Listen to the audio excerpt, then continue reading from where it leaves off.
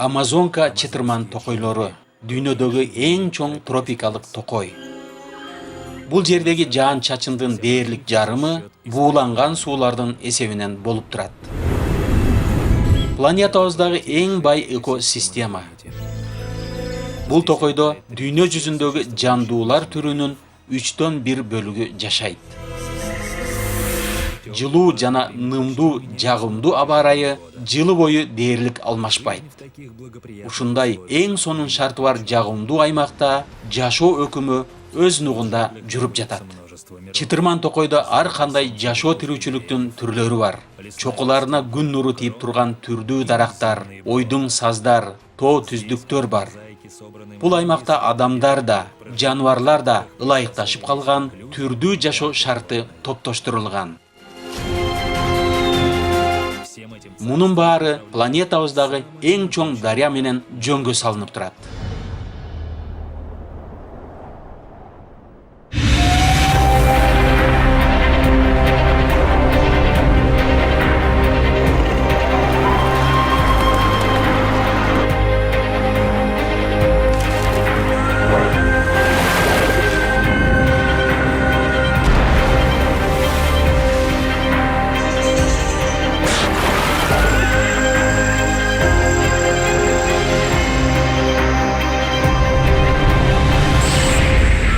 Латын Американын чытырман токойлору.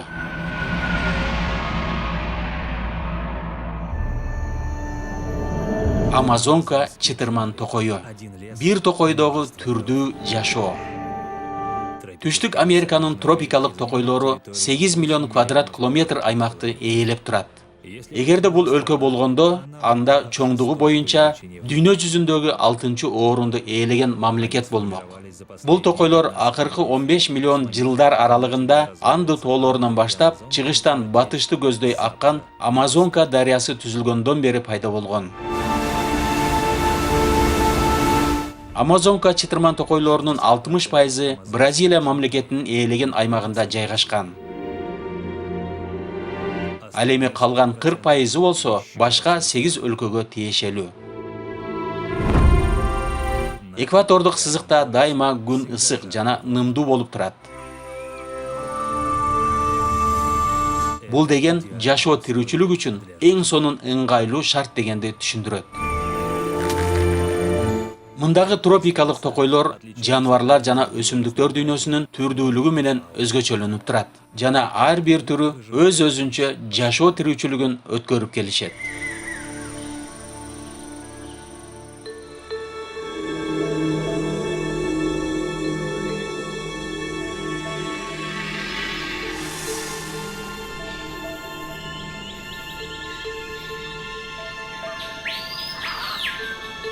Токойдун эң башкы уштарына жете алган жаныбарлар тим эле жашылданган бейиште жашагандай болушат. Ал болсо 45 метр бийиктикте жайгашкан. Күн сайын токой 6 миллион атом бомбасындай болгон энергияны күндөн алып турат. Жашыл жалбырактар дайыма күн сайын 12 саат бою фотосинтез процессин токтоосуз жүргүзүп келет. Булар дүйнөдөгү кислороддун 20%-ын иштетип чыгарышат. Ушул жерде эле сансыз көптөгөн жемиштер бышып турат. Токойдун дарактар өскөн бөлүгү эң түшүмдүү аймагы.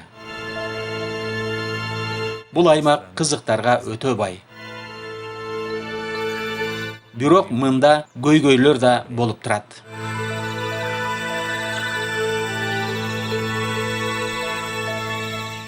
Жогору жагынан учуп карай турган болсок, тим эле жиш жайгашкан жайылган жашыл килем сыяктуу көрүнөт. А бирок чындыгында дарактардын шактары дайыма эле бири-бирине тие бербей, суюлуп да кетип жатат. Албетте, мындай бийиктикте жүрүү оңой олтоң иш эмес.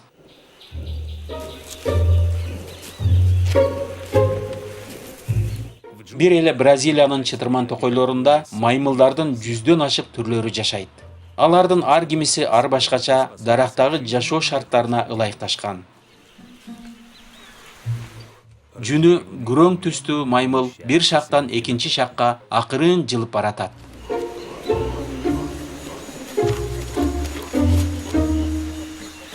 Бул маймыл токойдогу эң оор салмактуу маймылдардын бири.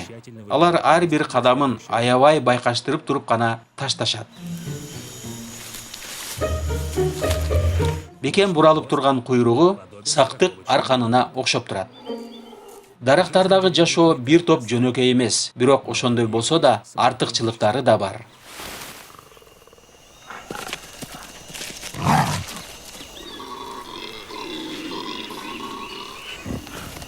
Кабылан аңчылык кылууга жогору чыга албайт. Ошондуктан ага маймылдарды тутуу кыйыныраак. Майда сары маймылдар жанакы күрөң чоң маймылдарга караганда бир топ шамдагайраак кыймылдашат. Куйругу болсо тең салмактуулукту сактап турат.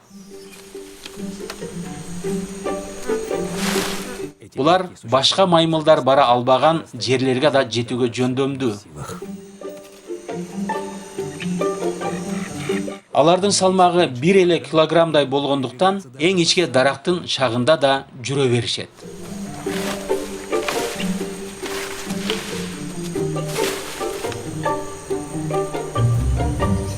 Дарактардын жогорку бөлүктөрүндө ар кандай жемиштер болот.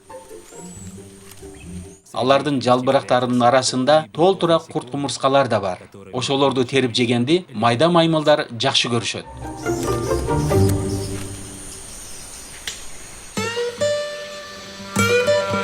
Дарактардын баштарындагы азык заттын көптүгү маймылдарды жетүүгө жөнөкөй эмес бир ыкмаларды табууга аргасыз кылды.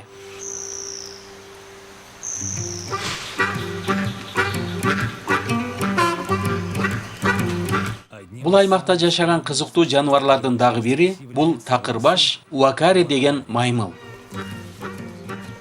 Бул маймыл анча деле сулуу көрүнбөгөнү менен анын акробатикалык жөндөмдүүлүгү аябай таң калыштуу. Уакара Амазонка чытырман токойлорундагы жападан жалгыз кыркылган кыска куйруктуу маймыл. Бул кемчилдик кубаттуу алдыңкы жана арткы кол буттары менен толукталып турат.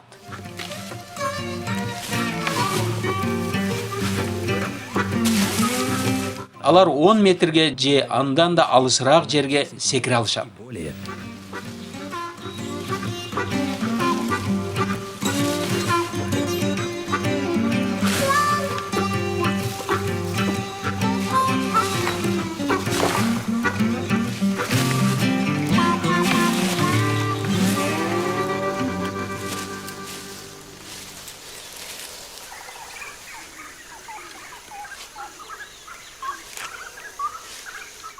Булардын тиштери агуахе деп аталган жемиштин данын чагып жегенге аябай ылайыкташкан.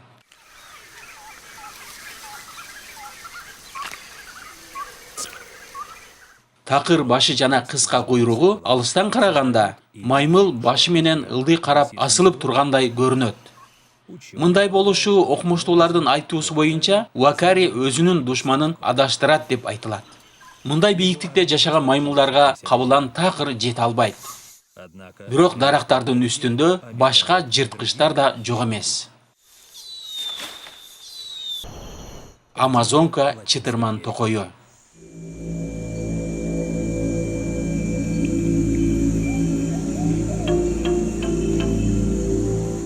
Амазонка чытырман токойлорунда жашаган бүркүт аңчылык кылууга өзүнө ылайыктуу учурду күтүп турган кез. Бүркүт маймылды тутуп кармоочу чебер. Анын тырмагынын узундугу 13 сантиметрге чейин жетет. Негизи күрөң аюулардын тырмагынын узундугу ушунча болчу.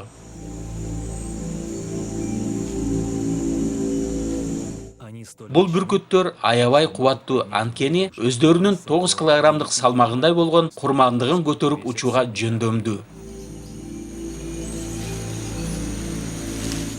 Алардын чоң жана көрүүсү аябай курч көздөрү бар. 200 метр алыстыктагы кичинекей болгон маймылды көрүп коет.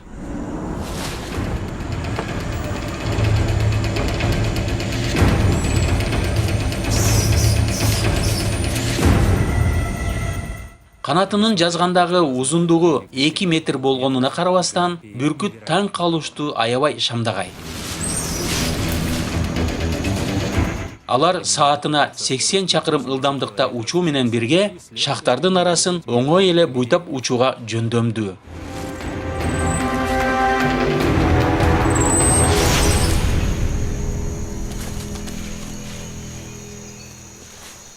Барын көз ачып жумганча бүтүрүп салат. Катуу жана каардуу тырмактарынын алдында маймылдын сөөктөрү талкаланып калат.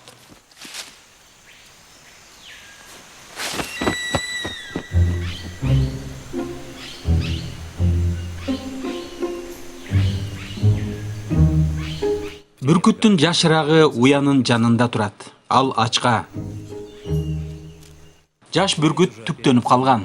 Бирок ошондой болсо да, дале болсо аңчылыкка жарабайт. Ленивец деп аталган жаныбар өзүнө өтө кооптуу эс алуучу жай тандаганын кара. Чоң бүркүт аны бир заматта эле шактан жулуп кетмек. Керек болсо, түшкү тамак даяр болсо да, жаш бүркүт эмнеден баштаарын билбей турат.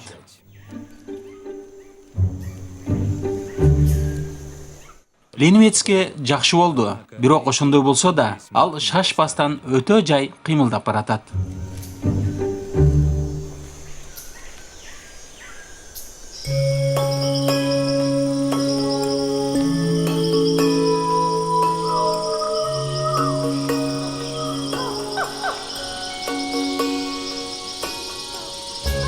Ленивецтер өтө жай кыймылдашат, бирок алар жалкоо эмес.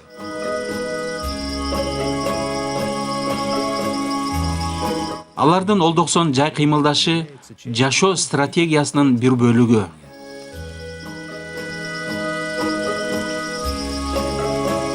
Бүт өмүрүн тырмактары жабышып турган бир нече дарактарда өткөрүшөт. Алардын тырмактары шактарды аябай бышык кармашат.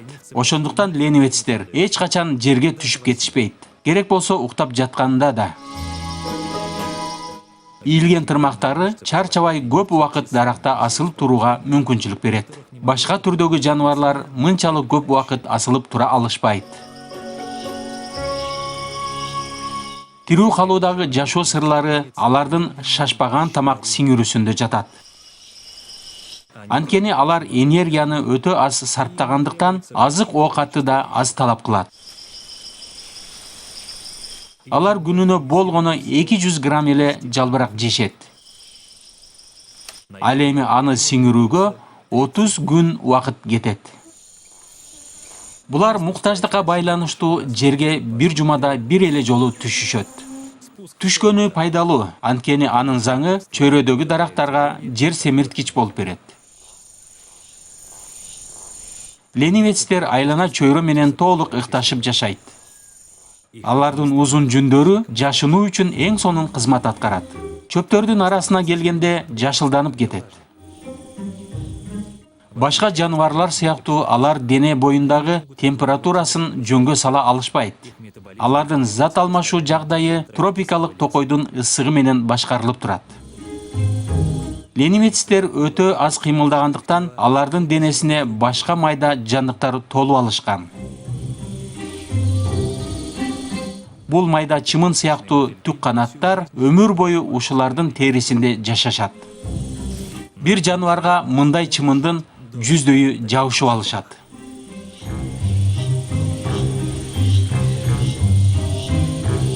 Бул түк канаттар ленивецтерден бөлүнүп чыккан суюктуктар менен гана тамактанышат.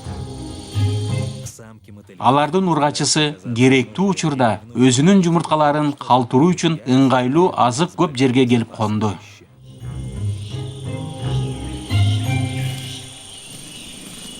Жаныбарлардын жашоосу чөйрөдөн жана азык булагынан көз каранды. Ошондуктан кандай гана өзгөрүү болбосун, аларды аябай алсыздатат. Жаныбарлар бул жердеги жашоого ар кандай ылайыкташкан. Ошондуктан бул токойдо түрдүү жашоо сайраны өкүм сүрөт. Амазонка чытырман токойлорунда планетабыздагы бардык жаныбарлар түрүнүн 3төн 1 жашайт. Ар бир 3 күндө алардын жаңы түрлөрү изилдөөчүлөр тарабынан ачылып билинип келет. Мындагы токойлордун бир эле дарагындагы кумурскалардын түрү бүтүндөй Британиядагы түрлөрүнөн көптүк кылышы мүмкүн.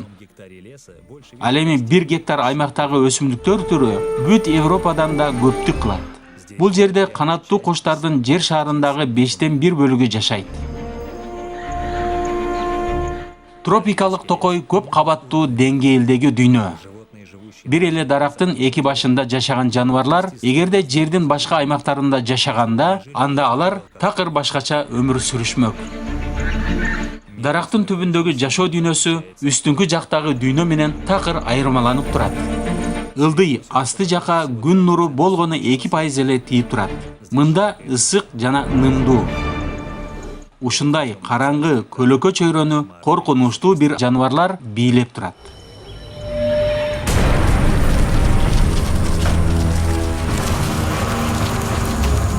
Жерде баш аламан кумурскалардын толтура аскери жайнап жүрөт.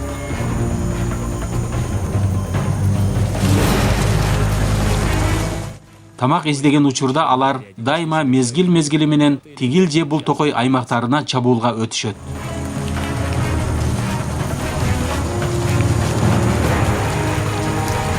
Бир күндө алар 100 000 деген майда жандыктардын өмүрүн кыйшат.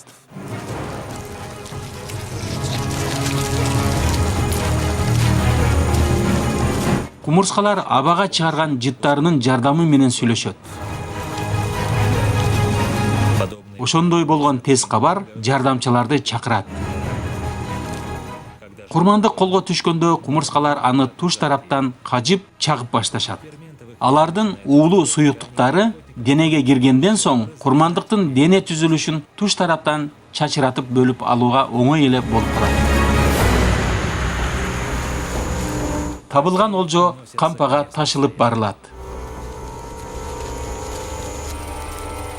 Кумурскалар бир аймакты тазалашкандан кийин экинчи аймакты көздөй жортулга да жөнөшөт. Тентимиш кумурскалар Амазонкадагы жашаган жаныбарлардын өтө таң калыштуусу. Бирок булардын да айласын табуучу жаныбар табылып калат. Бул кумурска туткуч куш.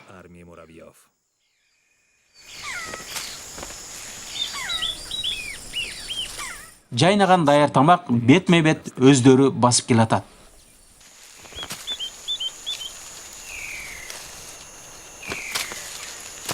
Куштарга бириндетип терип жеш эле калат. Кээ бир көпөлөктөр жалаң кумурска жегич куштун заңы менен гана азыктанышат. Өтө кызыктуу. Анткени куштардын жана көпөлөктөрдүн 300 түрүнөн ашыкчасынын жашоосу ушул тентимиш кумурскалардан көз каранды.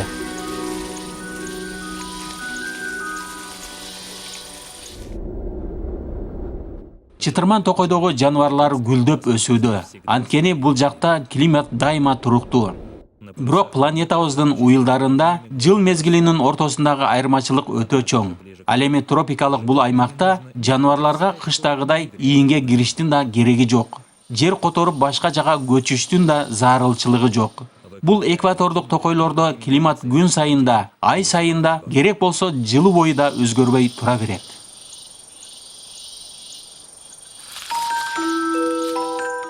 Ушундай туруктуу шартты албетте Аллах Таала өзү гана түзүп берген.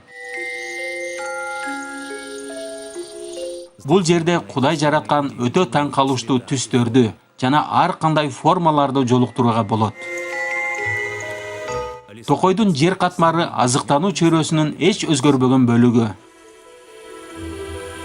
Ал күндүн аптаптуу ысыгынан да, катуу соккон шамалынан да, жаан чачындан да сакталган.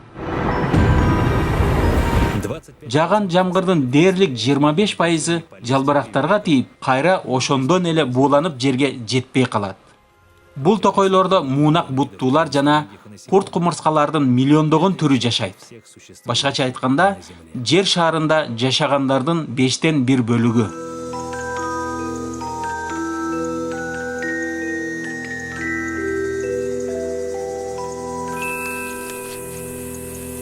Бул жөргөмүш дүйнөдөгү эң чоңдорунун бири.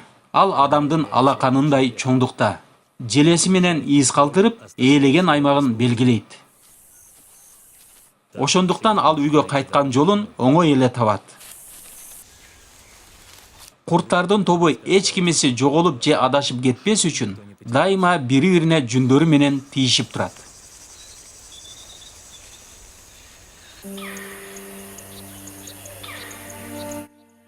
Бул жакта жашоо шарты ушунчалык жакшы. Жаныбарлар аман калуу ыңгайын өздөрү түзүп алышкан. Көрүнүп турган көбүктө майда көнөк баштар жашайт. Муну баканын эркеги ургачысынын белинен чыккан былжырактан жасап салган. Бул акыркы ата-энелик камкордук дегенди билдирет. Мындан кийин алар өздөрүн карашы керек. Алар өздөрүнүн чеби сыяктуу болгон көбүккө өмүрүн узартыш үчүн үйлөп көбүктү көбөйтөт. Анткени бул алардын жабадан жалгыз коргоочусу. Бирок ошондой болсо да, башка бир желмугуздан сактануу оңой эмес.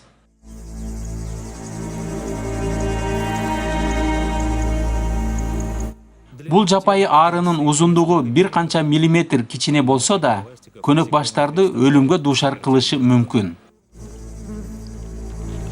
Чоңураак көнөк баштар көбүктүн ичине кире качып, жашынып алышат. Ал эми өнүгө электерине арга жок. Бакалар менен жапайы арылардын ортосундагы байланыш өзгөчө. Жапайы ары өзүнүн уюлун курууда көбүктөрдү клей катары колдонот.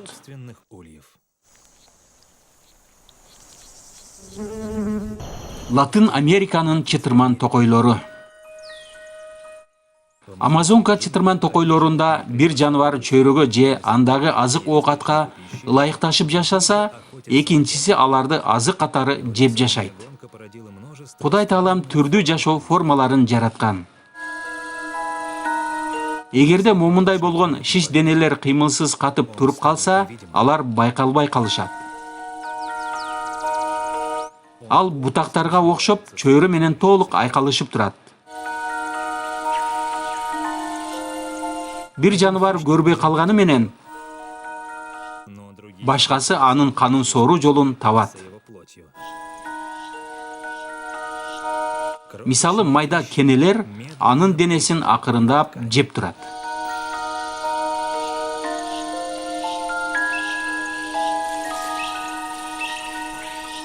Бул токойдогу жаныбарлар дүйнөсү эле көп түрдүү эмес, өсүмдүктөр дүйнөсү да өтө таң калыштуу. Экватордогу климат өзгөрбөгөндөн улам өсүмдүктөр жылы бою өсүшөт.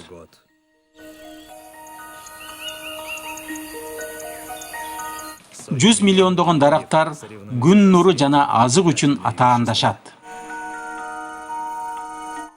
Токойдогу жер борпоң, кара, жумшак болсо дагы, дарактар мөмөсүз. Чирип бараткан даракты тез эле бактерия козу карындары жайнап басып калат. Тамырлары жана шактары мүмкүн болгон күчүн жумшап, жерде жаткан жалбырактардан энергия булагын табууга аракет кылат. Пайдалуу азыкты тез эле иштетип койгондуктан жердин өзүнө азык калбагандай болуп турат. Тагыраак айтканда, бул жерде атаандашуу өтө жогору. Өсүмдүктөр узакка созулган согуш жүргүзүшөт. Алардын көпчүлүгү куралдуу жана коркунучтуу. Мисалы, ушул ийнелүү даракка маймылдар жакындай албайт. Кээ бир дарактар болсо, курт кумурскаларды жакындатпаш үчүн өздөрүнөн уулуу ширелерди чыгарып турат. Амазонка токойлорунда 30 миллион киши жашайт. Алардын көпчүлүгү алгачкы келген жер баскынчылардын же кул ээлөөчүлөрдүн урпактары. Мындан сырткары бул жакта 10 000 жылдан бери жашап келген элдер бар.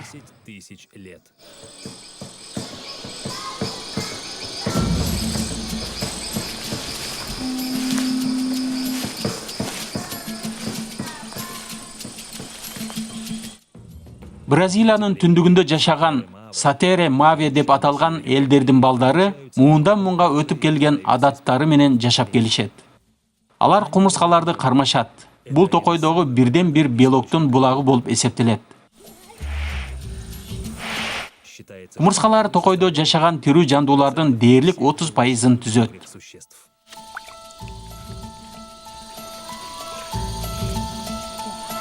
Бирок алардын даамы ар кандай болот. Аны жегендин жолун да билүү зарыл. Кумурскалардын башында белок көп болот. Кээ бир учурда тескерисинче чактырып алышың да мүмкүн.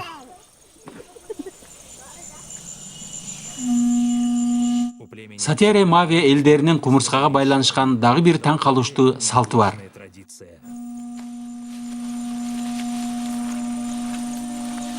Аңчылар тобу курмандык издеп баратат.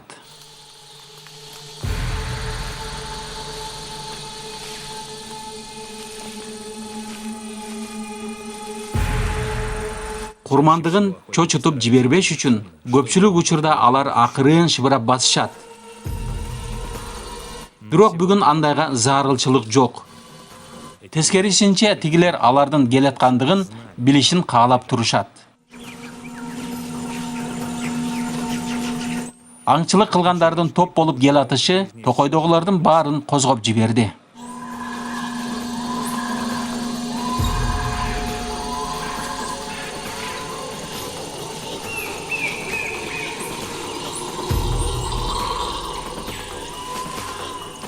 Акыры аягы издеген нерсесин табышты.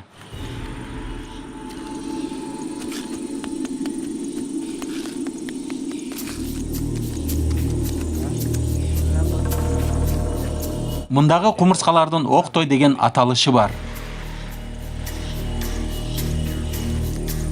Бул кумурскалар дүйнөдөгү эң чоңдорунун бири.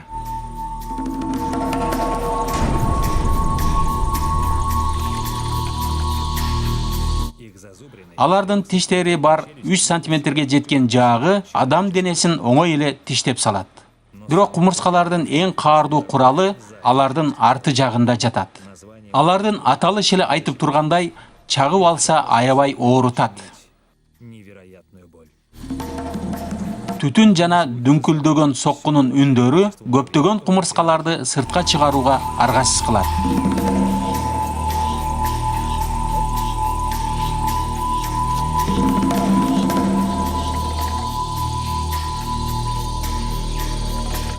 Алардын нейротоксиндери ушунчалык күчтүү, чакканда тим эле сизди атып жибергендей эле сезилет.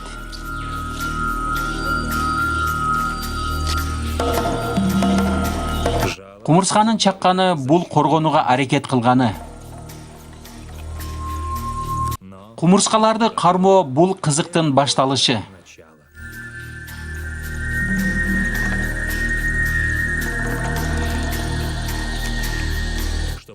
Ар бир жеткинчек жетилиш үчүн кумурскалардын чакканына чыдаш керек болот.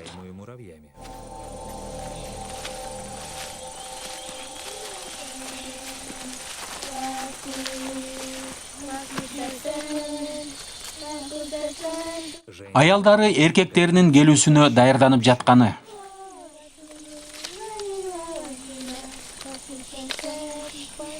Жаңгак сымал дарактын жалбырагынын өзгөчө касиети бар.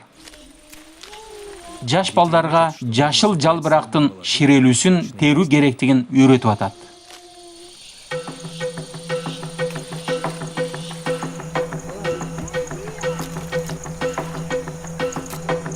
Суга малынган жалбырактар табигый хлорду бөлүп чыгарат.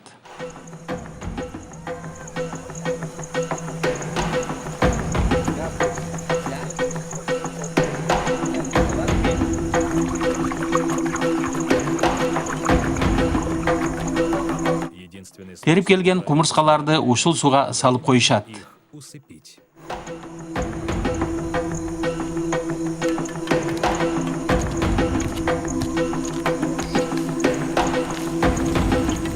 Мындай ыкма муундан муунга өтүп келет.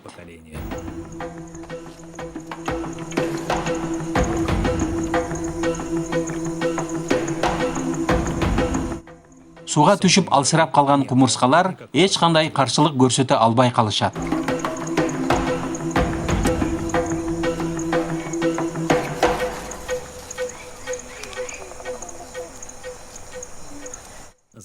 Андан соң жалбырактан токулган кол капка качалбагыдай кылып кумурскалардын буттарын киргизип тизип салат. Бир канча кумурска токулган кол капка жабышып калат.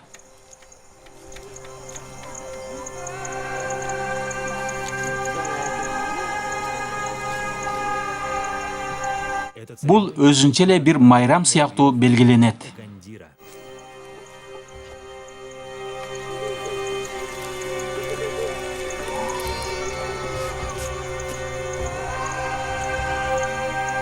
Ушундай жөрөлгөдөн бул ууруда ар бир эркек өмүрүндө 20 жолу өткөрүшү керек.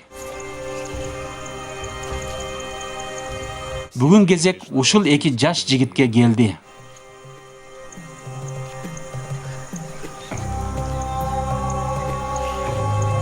Негизи булар мындайды буга чейин башынан өткөрүшкөн.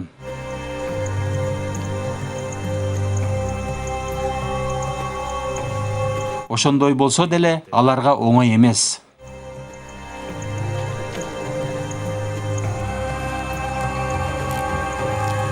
Кумурскалар жандана башташты. А түтүн болсо аларды ого бетер кыжырдантат. Алар өтө ачууланып калышты. Ар бир жигит ушул кол капка 10 минутта аралыкта колун салып турушу керек. Кумурсканын чакканы арыныкынан 30 эсе күчтүүрөөк. Ар бир кол капта 120 данадан ашык кумурска бар.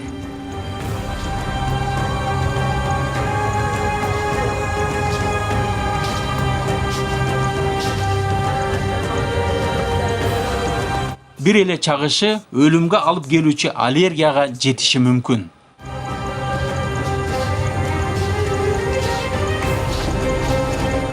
Жаштарды чыдатпай туруучу оорудан алаксытыш үчүн уурудагылар чогуу бийлешет. Оорудан чыдабагандыктан колун кесип жиберейин деген кишилер да болгон экен.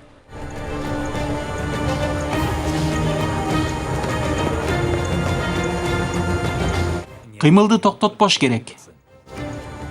Билегени кандын да суюлушун шарттайт. Демек уунун таркалышын тездетет.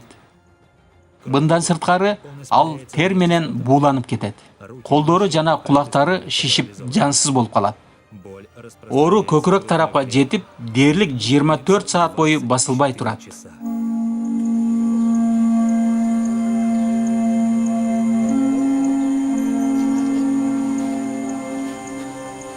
Уурудагылардын баары жаштарга жардамдашып турат. Сатере Маве уурусунун элдери кумурсканын уусу кишинин денесин күчтүү жана ар кандай дарттарга чыдамкай кылат деп эсептешет. Алар ушундай кыйынчылык ар бир жашты чыныгы күчтүү эркек кылат деп ойлошот.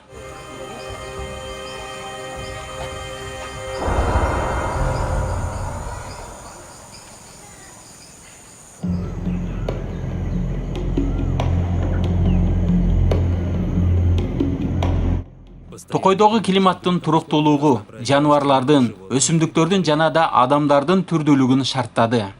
Бул аябай чоң экосистеманы суу азыктандырат.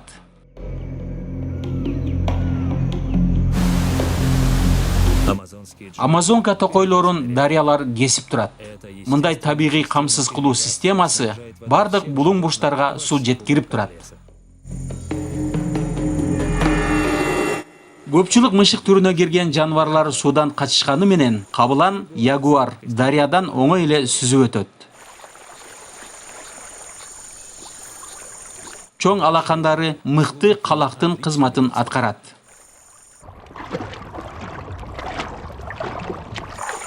Дарыялар буларды азык менен камсыз кылат. Алар көпчүлүк учурларда суу аз жерде балыктарды же бакаларды тутуп жешет. Чоң кабыландар крокодилдерди да өлтүрө алат. Бирок бул жаш кабыландын азырынча тажрыйбасы жок. Крокодил да жаш экен. Ал катып туруп калыш керектигин түшүндү.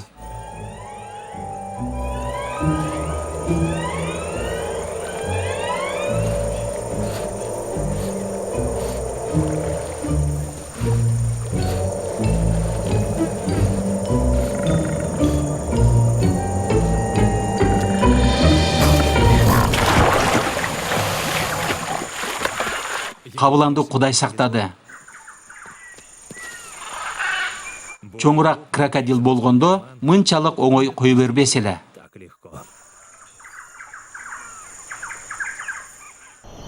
Латын Американын чытырман токойлору. Амазонка токойлорунда чоң кичине дарыялар толтура. Алардын баары дүйнөдөгү эң чоң дарыяга келип куят.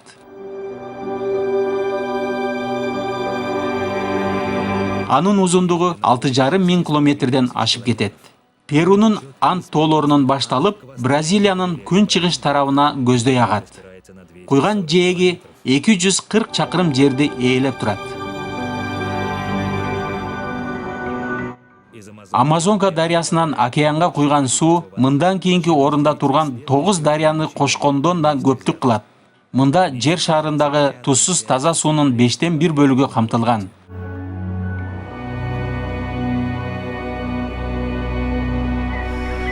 Амазонка келип куйган куймалар миңдеп саналат. Алардын кээ бирлери Анд тоолорунан агып келген топурактын айынан ылайкаланып турат. А кээ бирлеринде болсо суу чай түспөлдөнүп кычкылданып турат. Манаус шаарынан анча алыс эмес жерде өзү да чоң болгон Рио-Негро дарыясы менен Салимоес суулары бири-бири менен кошулат. Бул экөө биригип Амазонканын негизги агымын түзүшөт. Эки дарыядагы суунун температурасы айырмаланып, алар ар башка ылдамдыкта агышат. Ошондуктан алар дээрлик 10 километр аралыкка чейин бири-бири менен аралашпайт. Ал эми алардын кошулган жери тузсуз таза суудагы жашоо шартка эң ылайыктуу чөйрөнү түзүп калат. Амазонкада бүтүндөй Атлантика океанындагыдан да көбүрөөк балыктар жашайт.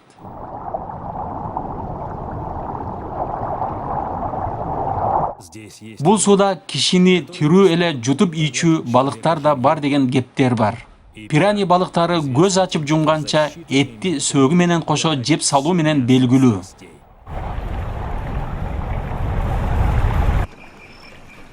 Бирок пирани балыктары корккон жаныбарлар да бар.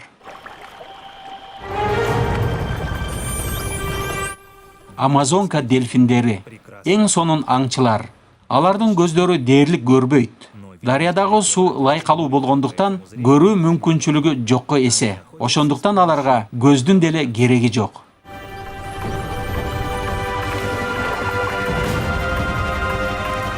Алар эхолокация же башкача айтканда үндөрдү сезүү аркылуу аңчылык кылат. Үн толкундары суудагы жаныбарларга келип кайра чагылып, дельфиндин башына келип тиет.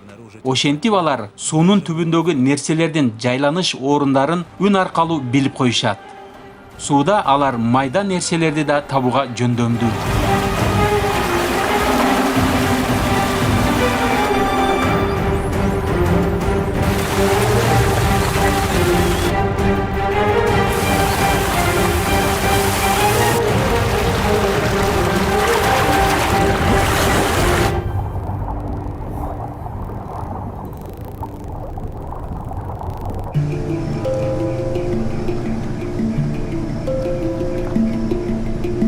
Дарыядагы жашоо толук кандуу жүрүп жатат. Жашоо формаларынын түрдүү болушуна ушул дарыялардын көптүгү таасир калтырат. Кичинекей сууларды кечип өтүү жаныбарларга оңой. Бирок чоң дарыяларды өтүү мүмкүн эмес. Кээ бир жерлерде Амазонканын туурасы 30 чакырымга жетип кетип, тоскоолдук жаратат. Демек жаныбарлардын бири-биринен алыстоосуна туура келет.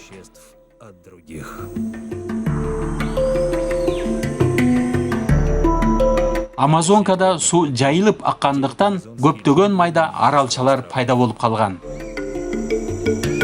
Алыстан булар жайылып жаткан жашыл килем сыяктуу көрүнөт. Алардын кээ бирлери башкаларынан бир топ айырмаланып турат. Ан тоолорунун этегиндеги булут каптаган токойлор ойдуңдагы токойлорго такыр окшошпойт. Жаныбарлардын да башка түрлөрү бар.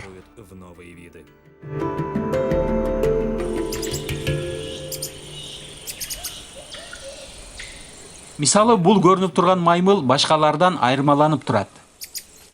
Булар дарактардын орто ченин ээлеп алышкан. Алар ортолукта жашагандыктан бүркүттүн тырмагы да, төмөндөгүлөрдүн уусу да жете албайт.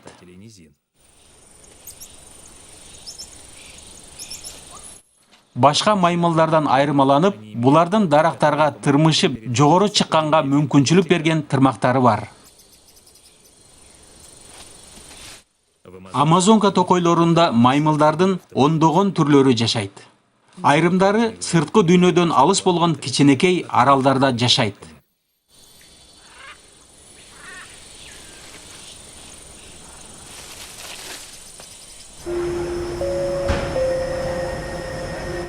Кээ бирлери болсо жалаң Манаус шаарынын айланасында гана кездешет.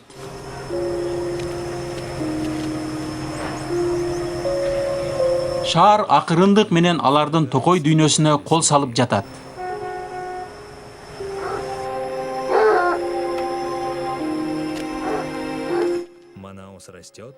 Манаус шаары чоңойгон сайын маймылдар бири-биринен алыстап калышты. Туш тарапта дарыялар. Аларга барган сайын жай жок. Маймылдардын мындай түрү жок болуп кетүү коркунучунда турат.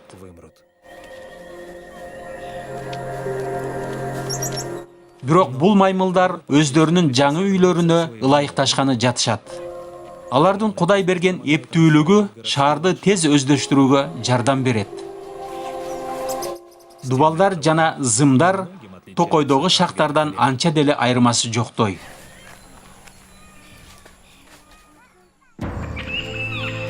Амазонка чытырман токойлору ар кандай көп сандагы жандуулар түрү жашаган жашоо чөйрөсүнүн топтошулган системасы сыяктуу. Бул система бардык токойлордон чоңураак. Мында ар кандай дүйнө бири-бирине байланыштуу.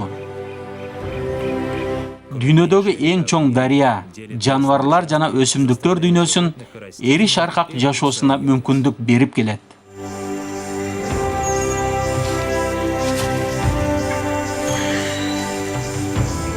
Климаттын туруктуулугу тирүү жандуулардын ыңгайлуу жакшы жашоосун камсыз кылат. Тилекке каршы адамзат өнүгүп көбөйгөн сайын жаныбарлардын жашоо чөйрөсү тарып, бара-бара жаныбарлар дүйнөсү алсызданып баратат. Амазонканын келечек тагдыры адам баласынын колунда. Демек, Кудай берген ушундай эң сонун кереметти сактоого жана коргоого милдеттүүбүз.